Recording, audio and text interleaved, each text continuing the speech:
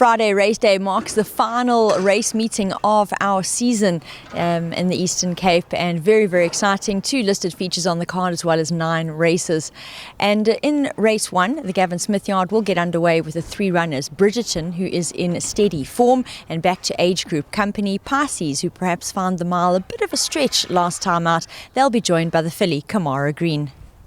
Kamara Green, she's needed the run. She's come back from a little enforced injury layoff, but she's come back well, just hoping for more improvement. She may still need a good hard race. Pisces, I agree with you, didn't find that the mile was just a stretch last time out, plus it was a little bit close for him, so he's come off a little bit of a freshen up and enjoying himself.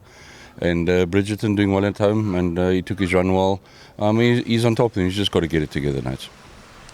In race 2, Red Centre, well, she's had a long wait for the turf. She'll be happy to be on it. Fiery Cliffs, she's better than her last. And First Minister, she showed improvement in her last. Yeah, First Minister, she's looking for the 2000 nights actually, but we just had to build her up to it, and being a juvenile, there aren't those type of races yet. But enjoying the long straight, and she'll enjoy the mile again, back in the quartets. Fiery Cliffs, a little disappointing last time out, but she's got to crack things her own way as well. She should be running into the thick of things. And Red Centre, like you say, a long wait for the grass. She's been scratched twice for the jump onto the poly. She's just shown us she just doesn't enjoy the poly at all. Just her action and the way she moves, she doesn't enjoy the poly track and reserves her best for the grass. So, she's drawn a bit wide, but you can pop in midfield somewhere, she'll be running on. Moving to race 3, we'll see Flaming Drum make his local debut of KZN form, and Master of Defence, he actually posted a very respectable local debut in his last start. Yeah, Flaming Drum's doing nicely at home. I don't think he'll need it. He's not a big burly horse, and he's a good mover. I wouldn't leave him out of things. And Master of Defence, I feel's come on from that run. It wasn't a bad run, and I do think the turf long running is going to suit him better. Sprinting in race 4, we'll see Stranger Danger, who needed his last. Liddell's Echo, he ran a cracker against Stronger in his last. And Slim Yanni, he's looking to round up a hat-trick. No, it's actually quite a competitive field, this.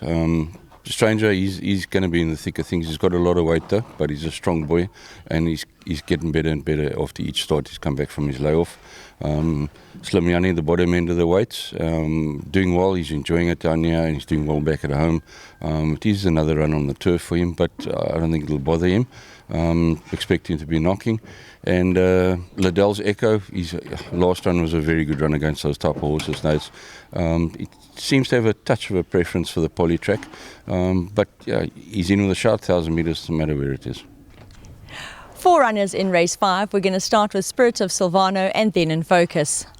No, it's Spirit of Silvano, same thing, but the poly didn't quite enjoy it, and he was caught behind them in the kickback, and he just didn't enjoy it. They went a bit slow and sprinted, and he's a big striding horse with a biggish action. He won on the turf for us. He's going to enjoy the long running. And then In Focus, it was just too far for him last week. He's had to freshen up this week. He seems to have taken his run well. He'll be running. And they'll be joined by Space Explorer, who has his post-maiden run, and Bold Strike. Bold Strike is a hard-knocking chap, Nate, so you can't leave him out, especially on the turf. He does prefer the turf, and this type of race, you've got to include him in your quartets. And Space Explorer has got to take the step up from the maiden company. He just won the maidens, but he had that look on him that, once he found his feet, that he probably could go on with it, and he's doing well enough at home. He's a big burly horse, so expect him to pick his feet up, Nate. The first of the features is up next in race 6, the listed Port Elizabeth Gold Cup, of course our staying event over 3,200 metres, and here the yard will have 3 entries. Never Ending Rain, who joins us here in Pick, Yegamoon, who's in steady form. They'll be joined by Zatara Magic. Nigeria, all 3 boys enjoyed their prep. They all stay well. Never Ending Rain's never gone this type of a trip, but the way he races, the way he works, alludes to that he'll do it no problem. Yegamoon's fit and well, prepped him for this race, but he's got a lot of weight to carry. And Zatara Magic, he comes in with a lighter weight, which is going to help him. Albeit he's only a one-time winner, he's been holding form against Stronger, and he's fit and well, mate.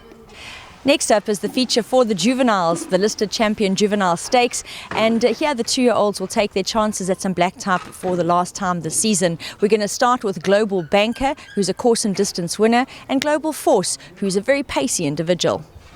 Nadia, Global Force, he's come on from his gelding. He needed the gelding. He was getting quite thick and doing well enough at home. Global Banker, track and trip suits. He'll actually even go further now. He's looking for a hard mile, maybe even up to 2,000, a big boy with the big action. Yeah, he's doing well enough at home as well to warrant respect. Questor was a very impressive winner of his post-maiden run last time out, and the Winter Lake is also in steady form. Winter Lake, same scenario as the others early on. Nades, he's taken a preference to the turf track. He doesn't quite do his best on the poly. He doesn't enjoy the kickback and the rush around the bend and turn it on quick in the straight. So 14 long straights he's going to suit him, and you can ride him with confidence. And Questor, he's come on and on. He's a big burly colt. He's come on and they're expecting a nice run. They'll be joined by Vision of Wonder, who's also in steady form, and Vas Vota will be the final entry.